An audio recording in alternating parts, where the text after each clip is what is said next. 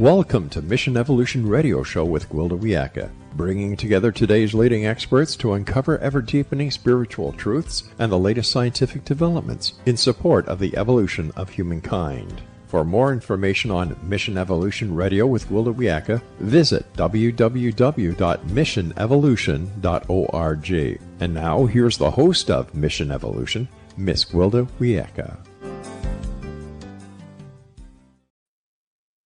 This is Mission Evolution, where we explore the expanding frontiers of human consciousness. I'm your host, Gwilda Wiyaka. Throughout history, the veil between worlds has been whispered about, feared, revered, and sought after. Today, advances in both science and spirituality are bringing us closer than ever to understanding the mysteries that lie just beyond the physical plane. What are spirits? Why do they linger? And what can their presence teach us about our own evolutionary journey? Our guest this hour is Nicole Strickland, paranormal researcher, afterlife investigator, author, and one of the leading voices in modern spiritual communication. With decades spent exploring haunted environments and studying the subtle interplay between consciousness and the unseen, Nicole brings a grounded yet deeply insightful perspective to the mysteries of life, death, and everything in between. Join us as we venture into the realms beyond the veil to discover what spirit encounters may reveal about our own path towards evolution. Her website is NicoleDStrickland.com. Nicole, thank you for joining us on Mission Evolution. Thank you so much for having me today. It's such an honor. Oh, it's an honor to have you, and this is such a wonderful topic, and you're quite the authority on it. So, my God. We should have a good time. Kind of you. Yeah, that's so kind of you. It's definitely, it's a very immersive, interesting topic for sure. So what first awakened your interest in the paranormal and spirit communication? Yeah, this is a question. I have to try to condense it because there's so much I want to say, but I've always, I know this may sound weird, but I tell people that I think I was born to do this sort of work because I feel like I've always been open to it. As far back as I can remember, we're talking 4 and 5 years old. That's actually when I had my first, what I believe was an unexplainable encounter. And just the interest in spirit communication, ghosts, haunted locations, the paranormal in general has always been with me. And so I would read anything I could on the topic, watch anything I could. And so that interest stayed with me as I grew up. And then I had a very profound experience with the spirit of my maternal grandmother, Helen Lopinto, which I've shared many times. And I'll just briefly talk about it. I was attending the University of Arizona. So this was in the year 2000. And so my grandmother called me the day before she passed, and we had about a 20-minute conversation. I get a call the next day from my mom, her daughter, of course, and I knew something was wrong. And so that's when she said, I love you so much, but grandma passed away this morning. And so I got the next flight out to San Diego, where my family's from, spent a few days, and then went back out to Tucson, Arizona, where the U of A is. And I started having experiences in my apartment that I did not have prior to her passing. And so I chalked it up as, well, I'm in an apartment, I'm upstairs, it's vibration, it's my neighbors, what have you. But it just was a succession of things. So hearing the front doorknob and the doorknob to my bedroom almost twisting as if, someone was there, but I couldn't see them. And then one night I didn't see anything, but I felt a disembodied hand caress my face. It felt as though it came from someone that I knew and loved. And then all this happened within about a week. And then a week later, I think I was writing a paper, and I was on my bed, and I saw something in my peripheral vision. And when I looked, I saw my grandmother's spirit form. She looked about 10 years younger. It appeared as though there was a spotlight shining against her, giving her that white halo effect. And she didn't say anything, but she looked, like I said, 10, maybe 15 years younger, wearing one of her favorite house dresses. And she just looked at me and smiled. And then I saw her demanifest, if you will, with my own eyes. And so that is what catapulted me into actually investigating and becoming an active paranormal investigator. Bit of a defining moment for you, it sounds like. Yeah, it really was. I've had experiences prior to that, but that just was very, very profound. And when I think about it, I'm tossed between, did I somehow project? Was that some sort of a like a grieving hallucination on my part because I was very close to her? Or did she visit me? I think it's the latter. No one else in the family had an experience. It was only me that I know of. So I don't know. Maybe she knew somehow that I was open to and can, have, we all have intuition, don't get me wrong, but that I could sense, spiritual presences. And so maybe that's why, I don't know. So you literally saw her like she was standing in the room, but she had a more of an etheric look? She did. Yeah. She was solid. She wasn't translucent, but when I looked, it appeared as though there was like a white or a spotlight shining against her back, which gave her like a light halo around her body, if you will. And then she was solid, just like you're looking at me or me looking at you, but she looked about 10 or 15 years younger. She looked very, very healthy and vibrant. She had a slight smile on her face. So Did you have other visitations from her, or and do you still, or has she kind of crossed to the other side and hasn't been around? I think she's definitely crossed. I do think she is spirit. I can sense when she's around, but I have not actually seen her before like I did that first time. So When you sense her, is it a smell? Is it a what? How do you pick it up? I What's it like? it's just her energy. I can sometimes I can smell her perfume because she wore Estee, the old fashioned like Estee Lauder, and sometimes Hmm. I can smell that, but it's more or less just I think a soul recognition. I just know when she comes around. Oops, I'm sorry. And then she usually comes around anniversaries, holiday times, things like that. But she was very, very intuitive and sensitive herself. So I Do think you that feel that like plays into it. do you feel like you were probably more like her than the others?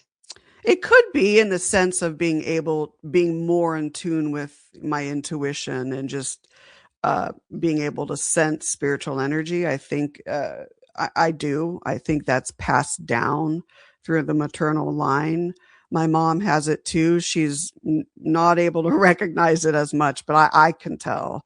But my grandmother, there was definitely something there that she had. I wish that she was still alive today because I would sit down and, pick her brain and stuff. But yeah, for sure, I think I'm kind of that general sense has passed down the line. How has your personal spiritual evolution shaped your investigative methods? That's a very, very good question. When I started out, I was so interested in capturing evidence, like, oh, the next EVP, the next disembodied voice, the next anomalous photograph. And don't get me wrong, that's all very important. But as I've evolved, to me, what's more important is the rapport and the relationship that we as living in the mortal realm can develop with the spirit world. And I do believe that there's an intertwining of the two. There's like this parallel relationship between our world and the next, and we need to pay more attention to it. And I think that people are starting to realize that, but it's really helped me to gain more of an appreciation for history. I've always loved history, but the people that walked the land before us, it's gained me more of a understanding and even an appreciation of the dying process and the transition process. That physically, when our loved ones pass on, they're not there physically anymore, but that connection, that soul to soul connection that we have with them, that's very, very strong. And so it's really helped me to grieve and move through the processes of losing a loved one. In fact, I just lost two people in July dear to me. My I'm so friend sorry. Eric, yeah, my friend Eric, 2 days apart, mind you. My friend Oof. Eric, and then the honorary Commodore of the RMS Queen Mary, Everett Horde. So they passed in July, 2 days apart. So investigating wise, of course, I I approach it with, and I don't want to sound preachy, but respect and reverence all the way. So I'm very meticulous in my, approaching paranormal investigations. I don't necessarily approach it with a cookie cutter approach. I base it on what's happening at that location.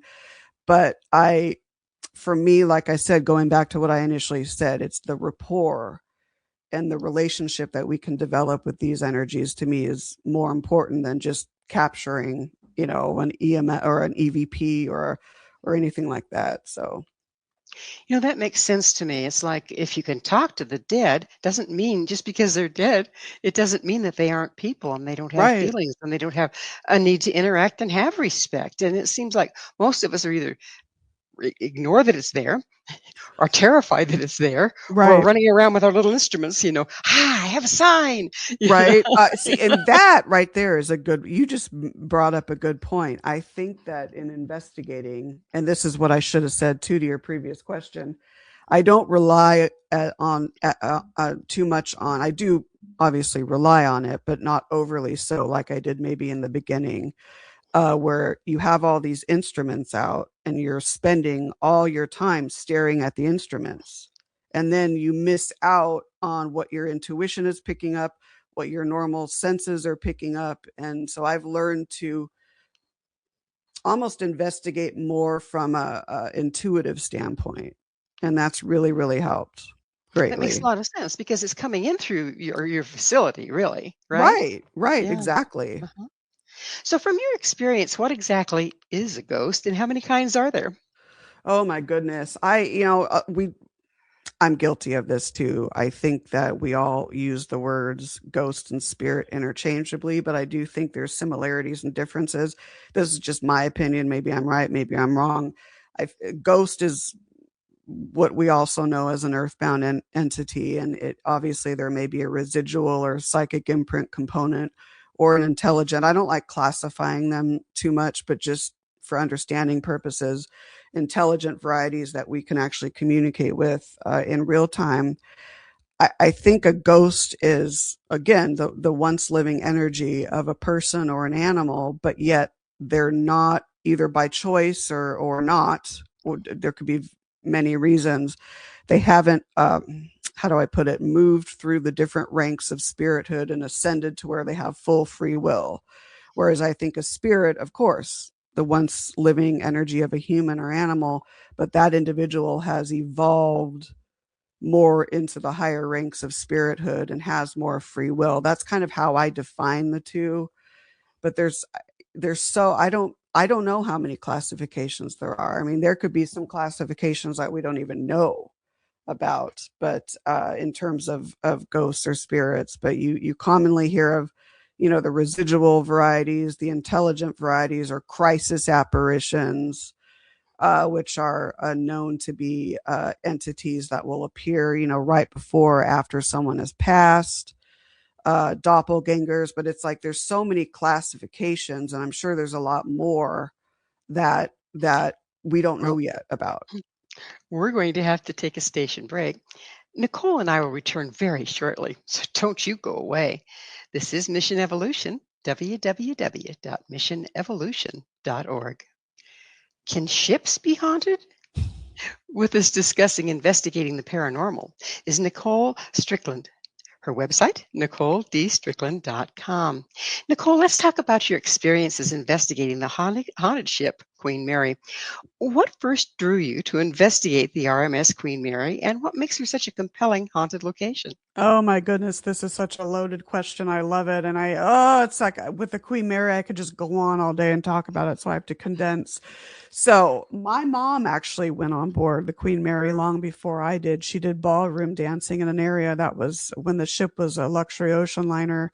It was the Veranda Grill that we know today, but then it was known as the Starlight Roof Club. And so it's on the aft part of the ship there. You can access it from sun deck. And so she did ballroom dancing.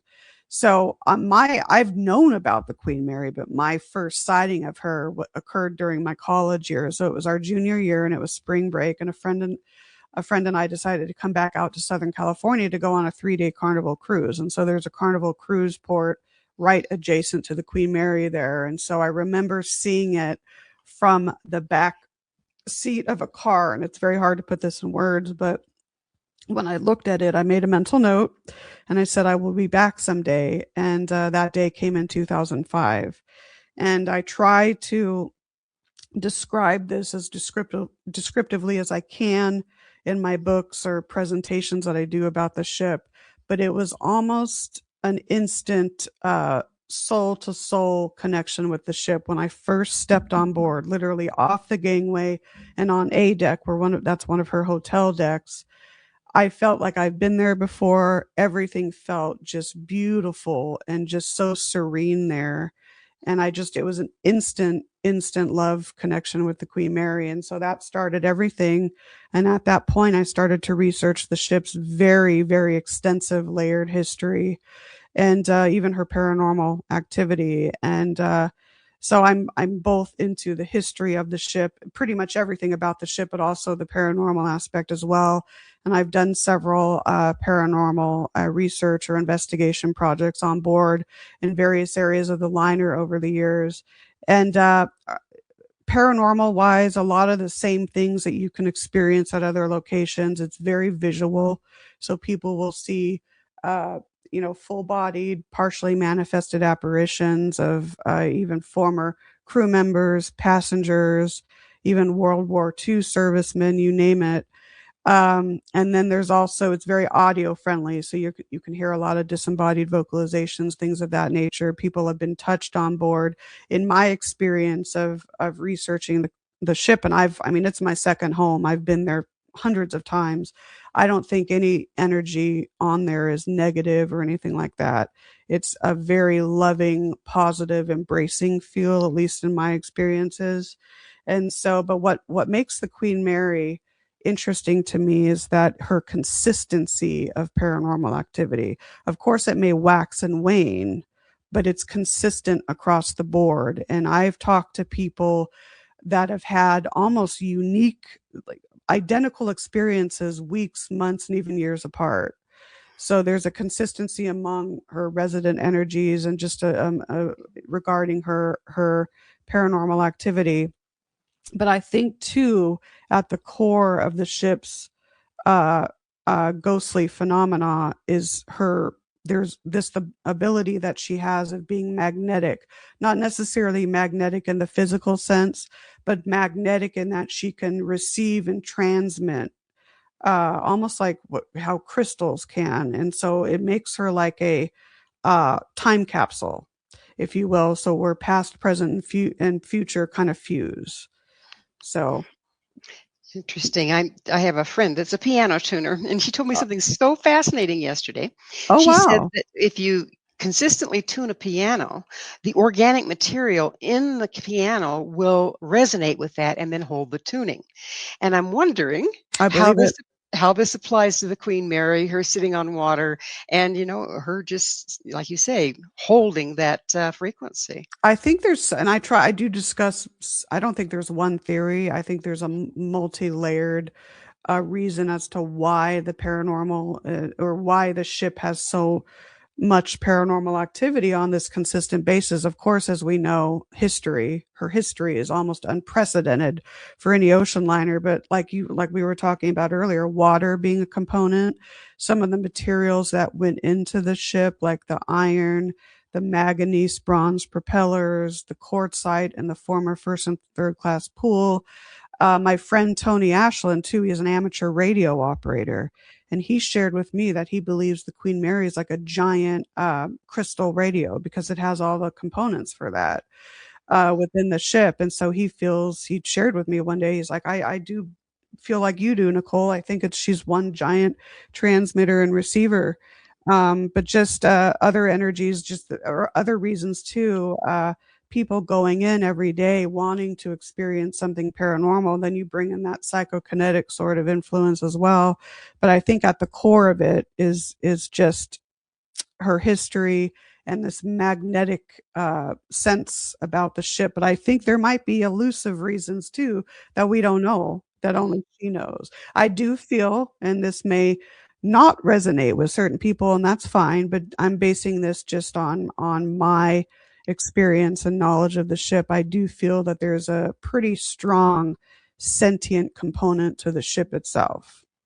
As you speak about her, I just keep goosebumping, and it is like you're talking about a person, and she feels like a person. How much do you feel her wartime service and tragic events contributed to the paranormal activity reported on board? Yeah, I think all of that contributes, and that's what I should have mentioned this earlier. She's seen practically every emotion. She's witnessed every emotion on board, from elation and pure luxury to, uh, like for example, the prisoners of war, the German and Italian prisoners of war that were kept on board, and there were areas below the water line where they were kept, and bread and water were lowered in buckets. And as the ship sailed through various hot climates, and she didn't have air conditioning because she was designed for the North Atlantic route for her luxury ocean liner days. But when the ship during the war sailed to these very, Australia, Middle East, and so on, no air conditioning. So a lot of these guys succumbed, and there were many deaths. Probably not all of them were reported either. But I do think that, in regards to the paranormal activity on board, yes, there may be some leftover emotion from some that have passed away on board, but that, or maybe still have that memory, but that doesn't make them malevolent or anything like that. It's just the experiences um, haven't been so good for them. And then on the other hand, you have people lavish luxury sailing across this magnificent ocean liner. So I think there's all of the historical tapestry that circles the Queen Mary, or is part of it. All of that contributes. It's like giant pieces of the puzzle trying to put them together. And she seems very multidimensional. Well, as was her life, no doubt. Right. What areas of the ship have you found to be the most paranormally active? And can you describe some of the standout experiences you've had there? Oh, yeah, sure. I've had so many experiences. I'll pick a few, but I think anywhere on the ship is fair game. You can have an experience anywhere. I believe that the highly traveled to spots, like on the tours, for example, they naturally get more reports. So these would include the former first and third class pool. And you might say, third class, what happened? So in the late 50s, when air travel became prominent for the affluent, they actually opened up the first class pool to third class passengers, because the second class already had its pool as well. So just wanted to make mention of that. But former first and third class pool is a giant hub. Shadow people have been spotted. There's a little I shouldn't say she's little, but she is little. Her name is Jackie. She's probably the most well-known aboard the Queen Mary. She's around 6 or 7 years old. We do not know her origins. The late Peter James, who is sadly no longer with us, actually coined her in the early 90s and felt that she drowned in the second class pool. But to my knowledge and other researchers I know that have delved into this, we cannot find any origins to Jackie. But for whatever reason, she's very intelligent, very engaging, around 6 or 7 years old. She almost looks like she could be a sister to Shirley Temple. Whoa. But I've questioned, could she have passed away as an adult and come back and, as a child? I don't know. There's so many questions, but she's very engaging, seems to be drawn to certain individuals. I've seen her. I've communicated with her. I'm very familiar with her voice. Let's see, the boiler rooms and the aft engine room are very popular. The isolation ward, too. A lot of the places that they take you on for the tours, just like I said, naturally get more reports.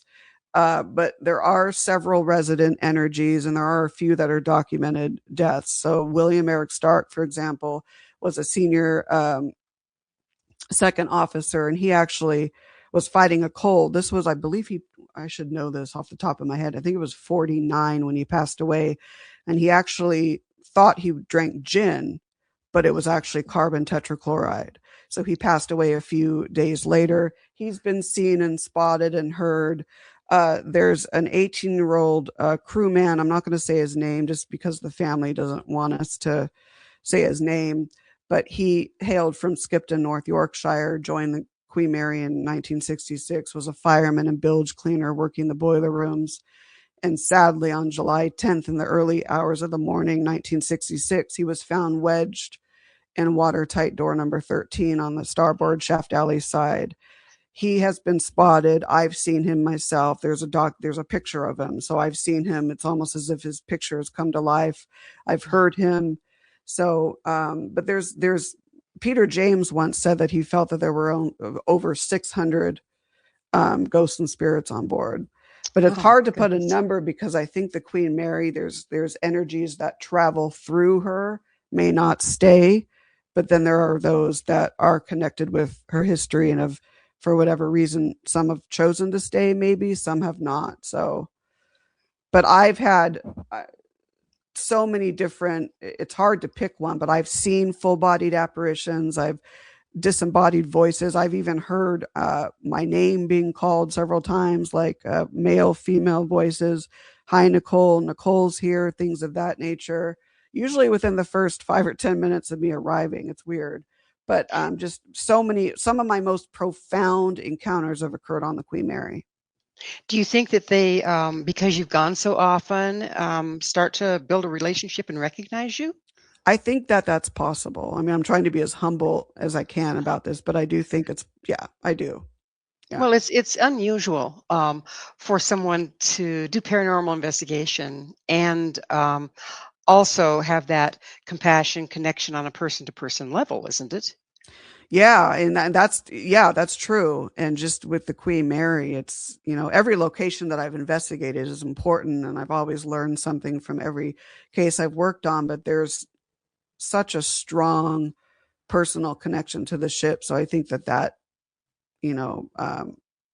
is maybe felt as well, by the other side. So she seems to just, I don't know, as you speak of her, it's like a safe harbor, if you will. That's a good way to put it. Yes, that's how I feel. That's absolutely how I feel on board. Well, it's time for us to take yet another station break. Nicole and I will be right back. So to continue this discussion, please stay there. This is Mission Evolution, www.missionevolution.org. What do ghosts have to do with evolution? This is Mission Evolution, missionevolution.org. With us discussing hauntings is Nicole Strickland. Nicole, how can understanding the afterlife contribute to evolution of human consciousness? Oh, this is a great question. And I actually tried to somewhat not answer it, but give my own personal input on this in one of my last books, The Afterlife Chronicles. And this goes back to what I was saying before about in my opinion, there's this strong interplay or parallel relationship between the afterlife and our world. And I feel in many ways that the spirit world, of course, is more highly advanced, has knowledge that it can help, bestow to us living in the mortal realm. Are we allowed to know all the secrets of the afterlife? I don't think so. But I think if we pay attention more to what the spirit world is trying to teach us, because I think we're getting on that end, we're getting more into a soul to soul communication. I think if we try to pay attention to it more, we will reap the benefits and just gain more knowledge. I think that there's a pureness to it, in my opinion, that I think it's hard to put this in words, but that it's trying to teach us to be the best versions of ourselves that we can. So in that case, I think that can definitely benefit. But I think also just having a general understanding of the dying process and knowing that when our loved ones cross and pass, that they're all still a part of us, right? The soul, I do believe that the soul survives death, kind of more along the lines of like noetic science. So I think that can really help as well. But yeah, that's a great question. Great question. Are paranormal experiences catalysts for personal or collective awakening? I think so. I think that I, if an investigator, I think it depends on well, no, you can have an investigator that really isn't open to heeding the messages, but that doesn't mean that it wasn't attempting to impart it. So, yes, I do. I do in many respects. I'm trying to. There was an example I was just going to say, and I totally forgot what was. I hate that when my brain does that. But I think it can teach us a lot about ourselves. Like for me, as an example, I've always had this love of history, but it's enabled me to have even more of an appreciation of history.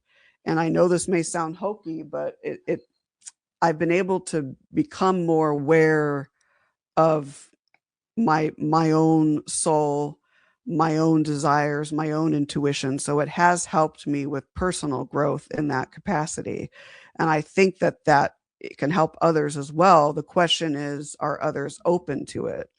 Like I've been. And maybe if they're not realizing messages that are trying to be imparted, then maybe, I mean, maybe the soul can grasp it, but if their ego is so strong and it's kind of like not preventing that, but dampening it, I guess that can be a problem. One thing that's becoming glaringly obvious, and I think has for a long time, is the consumer greed. The Native Americans call it the Watiko virus, but basically, the preoccupation with how we look and what we have. And when you die, none of that goes with you. None of it matters. Yep. What Mhm. can humanity learn from these encounters about our true nature? See, that's just it. That is, that is such an important point. And I think there's a constant investigating the paranormal and being open to the other side and being open to communicating with loved ones or even strangers. If we go on, these investigations, we don't necessarily know who's at those locations, but it's a constant kind of wake up call, I think, for us to be alerted that, you know what, we need to move more toward uh, quality as opposed to quantity. And I was just going to say, oh, this is what I was going to say too. And it leads me to say, and I talk about this a lot, and I don't want to sound arrogant or anything like that, but in the field of the paranormal, the entertainment industry, in my opinion, often exploits it. And you're getting more of the superficial idea about it instead of delving deeper to the heart of the matter. It's not about views. It's not about constantly trying to throw fear and terror in our face or misrepresenting the spirit realm. It's not anything about that. It's, if we can, as a paranormal community and even those outside, realize that it goes deeper than that, I think that is what's going to really propel this field forward. But this constant superficiality around it, exploitation around it, I don't know if it's going to advance as long as that is occurring. But yeah, I'm going on a tangent. I'm sorry. No problem. You do a nice soapbox. Oh, shoot, just go on. Oh my gosh. What ethical guidelines, speaking of which, are essential when you're investigating active spiritual environments? Oh, absolute paraethics. My teammate Allie and I talk about this all the time. Well, obviously, you have to not just think about ethics in regards to your teammates or the location or your clients, but the spirits themselves, the energies that you're working with. So, constantly approaching it with the golden rule, so to speak, being respectful, being reverent, not provoking, not demanding, anything like that.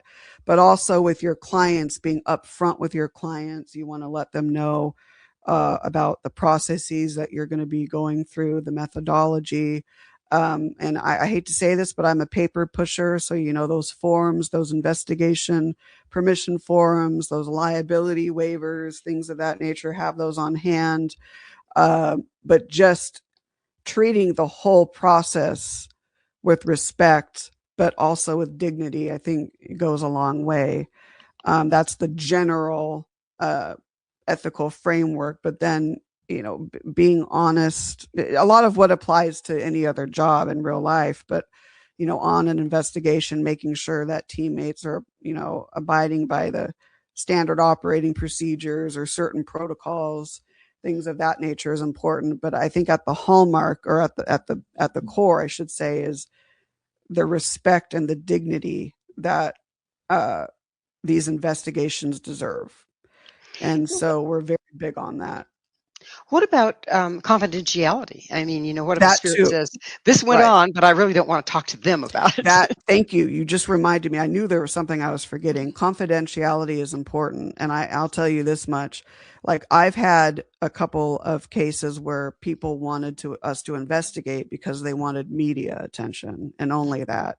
So I declined it. I didn't tell them why. I just said, declined it. I had another case where the manager of one of our famous theaters here in San Diego wanted us to investigate. And I said, well, I need written permission from the owner of the premises.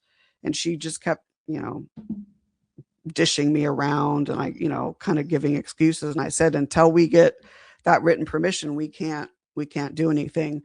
But confidentiality is huge. If a client and we have actually that on our form, for them to check. I give written permission for, blah, blah, blah, blah, San Diego Paranormal Research Society to disclose. But even then, I even if they give permission, I tend to not ever disclose certain things. But if they do check on there, I do not wish anyone else to know about this, then we're strict on that.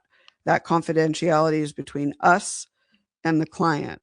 But even going a step further and in the spirit realm, for example, let's say, and this has happened a couple times where we're doing an EVP session, for example, and we say, if is it okay if we talk to you? Is it okay if we, ask some questions? And we usually do an opening sort of statement to kind of set the intent.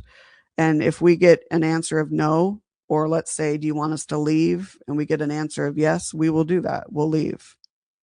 So just granting the same respect that you would to somebody in the flesh, right? Right. Yeah. Do paranormal researchers have a responsibility, in your view, to help spirits heal or move on? I think so. I think, every case is different, but I think that there is a general understanding that, and we always, on our cases, will say, if there's anything, we can do for you, please let us know. Now, sometimes you don't always get a response. That doesn't mean they didn't want it. Just maybe they didn't have enough energy to come through.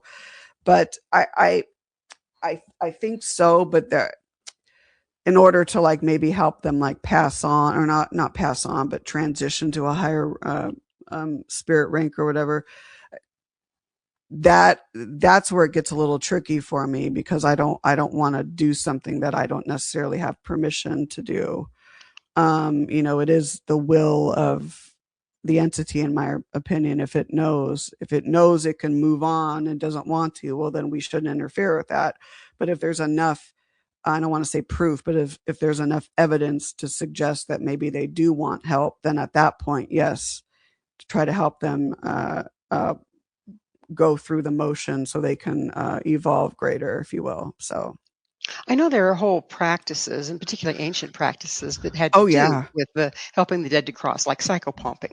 Do you feel that a person needs a certain amount of training to do it effectively?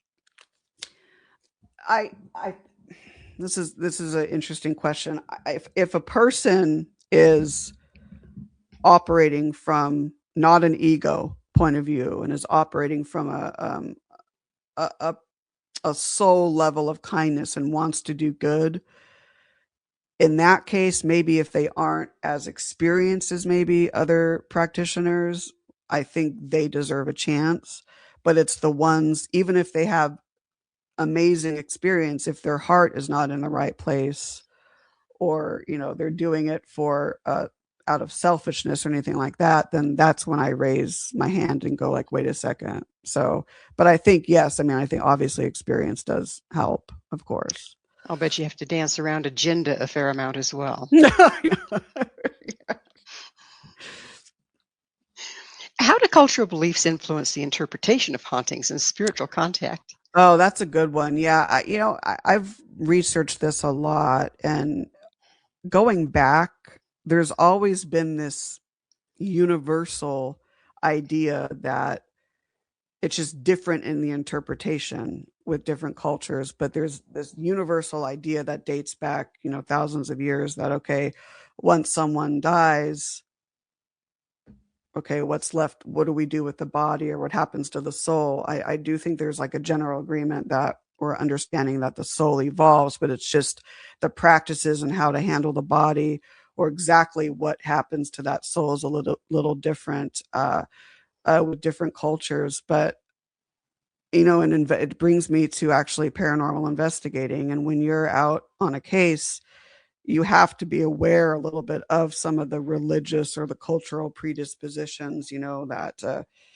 like Catholic religion, for example. I don't want to get too religious, but the kind of the people are brought up to believe, if they pay heavy attention to that religion, that okay, ghosts are evil and this and that. So you have to kind of work that into, if you're doing, like, for example, a private residence or even a business or historical case, look at what those cultures are and look at what the understanding is, and just kind of work around it. So it's Makes definitely not something to ignore. Makes perfect sense. And it's time for us to take another station break. Please stay with us as Nicole and I continue to explore unseen worlds. This is Mission Evolution, www.missionevolution.org. Do ghosts stay mad? This is Mission Evolution, missionevolution.org. We're continuing our discussion with Nicole Strickland. Her website, NicoleDStrickland.com. Nicole, what lessons have spirits taught you about healing and forgiveness? Yeah, that's a lot. I think if I had to summarize this, it's the understanding that our time here on Earth, being in the living realm, is limited, but there's a whole another journey that awaits us beyond this life, and maybe beyond the next, whatever, so on and so on. So it's taught me to really pay attention to, more so, to the things that matter in life, and paying more attention to you know looking within, and listening more to my the wisdom that we all have, that innate wisdom. So that's what it's taught me, just to pay attention more to that. Have you found that since, opening your senses up to do the investigations and everything, that you're actually more privy to energetic things going on around you in your world? That's absolutely. It's so funny how that works, because I don't know if funny is the right word, but I've always been open to it. I've always been a little more perceptive, I think, than, I don't want to say than the average, but I guess I have to say that, than the average person. But yes, just delving into this work, you do find that your senses heighten, even that sixth sense that we have. But the clairvoyancy has gotten, more fine tuned, as well as, all the other the clairs specifically, more for me, the clairaudience, the clairvoyance, and the clairsentience, for sure. And I just think that that exposure helps to just fluff that out a little bit. But again, for me, I have a passion to do this work. I'm not in it for greed or for superficiality. I really have a true, honest passion to do this work. And so I think if you're coming from that standpoint, then you're going to find that those senses even grow faster. We don't get in our own way, huh? Yeah, I mean, it's all, I do get in my own way a lot, but I'm trying. It's taught me to really pay attention more to what matters. So How much of developing that has to do with letting go of our self-doubt? I think it's all part of that. I think it's all it's like a tree, and there's just the branches all connect to the same tree. It's all part of that. And but I just think, not just the paranormal, but just growing older and being more exposed to life itself helps with that. But again, it goes back to that understanding that, you know what, this is not it. materialism, it doesn't matter. I mean, we all want things and stuff like that. But when you're on a paranormal investigation, you're dealing with those that have passed on. And so it's just that constant reminder in your head, this isn't forever. So, pay attention to what matters. I feel like I'm repeating myself. I'm sorry. My grandmother used to always say, shrouds don't have pockets. Okay. There And I you love go. that. I love I that. love Yeah. that. Yeah. You're welcome to use it. She's crossed, and I'm sure she'd be delighted. Oh my gosh. Oh, you're so kind. So is she. Have you ever experienced a case that transformed you on a soul level? Oh boy. I think all of them have to a certain extent. There's been so many that I've done. Uh, I will, yes, I think all of them have to an extent, but the ones that stand out for me, again, Queen Mary related, but also we had tenure at a haunted rancho here, the Rancho Buena Vista Adobe up in Vista, California. And if you're don't know where that is, but you're familiar with Southern California, it's east of Oceanside and west of San Marcos. It's about 30 minutes north of San Diego. So we did paranormal tours there for 10 years, and they were fundraising tours. So the money went back into the Adobe. And so we would lead guests on basically how we would run a paranormal investigation of the site. So we did that. We also did some private team investigations there, and the consistency there, and especially with audio, even with instrumental transcommunication, and that's a little bit more subjective. I mean, there's a lot of things you have to take in with that, because it can really be audio pareidolia, so to speak. But month after month after month, we would get the same vocalizations from the same individuals that were introducing themselves as actual owners or people that resided on the rancho many years past. And it had gone through several owners over the years. And then the city of Vista purchased it in 1989. But that just blew our mind to be able to have that consistency in the intelligence and to communicate. There were even cases there where we would take an EVP or disembodied voice capture that we obtained. Then we would compare that to research to see if there was any validity. And of course, we were able to find that in historical records about the rancho. So that's an example. The ones where you have a departed family member that has passed and the client wants to reach them, that we've had cases like that, and those are very heartwarming. So, how can people use paranormal encounters as a tool for inner growth? oh my gosh, I think at the core, what comes to me, because there's like so much I want to say, but at the core of it is the golden rule. Just as you want to treat the energies with the golden rule, that's how you should apply to people in your life. For example, you don't want to go up to a stranger and just start rambling off questions. I mean, that's just kind of rude, but and same with paranormal research. That's why when you're going to do an EVP session, have that statement of intent, introduce yourself, have that statement kind of setting the positive, respectful tone. So it helps a lot with, and many might say, well, that's weird, but it does help a lot, I think, with intra and interpersonal growth. Just having more of a communication that is honest and comes from, your true inner self, as opposed to something that's just blatant ego or something that doesn't sit right with how your soul wants to be. Well, in this era of social media and all that's brought, the respect seems to have gone out the window. I know. And it's from what you're saying, it's like if you start treating, you're walking into their home. Well, I know. Yeah. Yeah, that's amazing. So, what misconceptions about spirits or hauntings would you most like to dispel? Well, again, this goes back to the entertainment industry, and I don't want to criticize it. I don't, because there's pros and cons. But this consensus and I don't know if it means to do this, but it's like this obsession around ghosts and entities being nothing but evil. and terrorizing and something to be afraid of. That I want, to dispel. Also, the overclassification, I think, of some energies. For example, let me give an example to try to explain what I'm saying.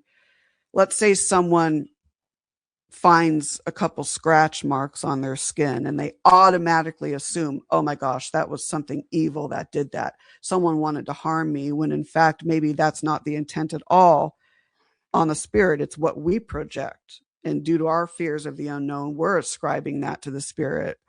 Maybe it's if you touch a hot stove, you're going to get a red mark. And it is thought that, ghostly energies have some sort of, or made out of some sort of um, electricity, component or whatnot, ionic energy, what have you.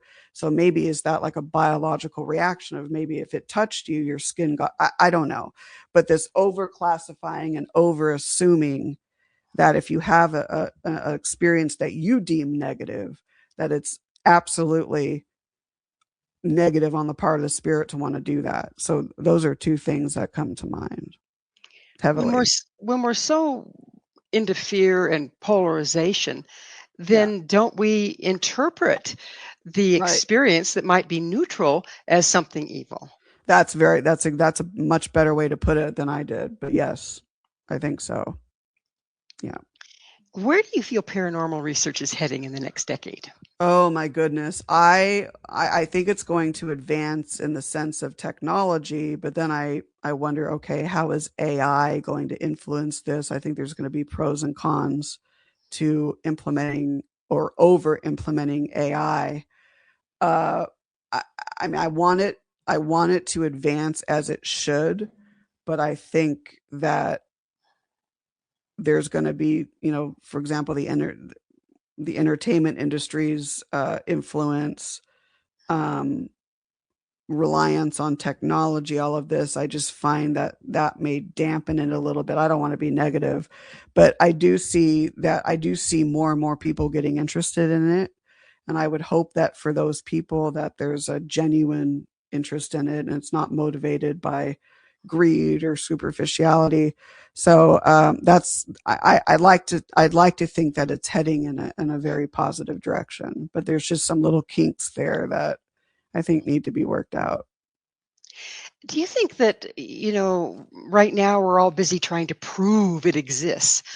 Once we back off and say, well, it exists, and then can just experience it, do you think that'll show improvement on the relationship between That spirits and people? you know what, no one that is beautifully said.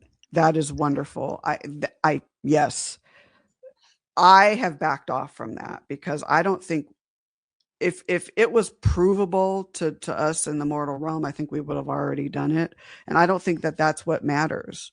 I think what matters is the journey and the experience. And I believe, and I could be wrong, that the afterlife gives us signs and glimpses, but it's not meant to give us everything. And I don't think us in the mortal realm are meant to understand everything until we get there. But that's my thought. But yes, if we do back off from having to prove and prove and prove, and then there's this competition going on, right? That's beautifully said. I agree with you. Well, Yeah. Nicole, it's about that time in the program when I get to ask you, what's your mission?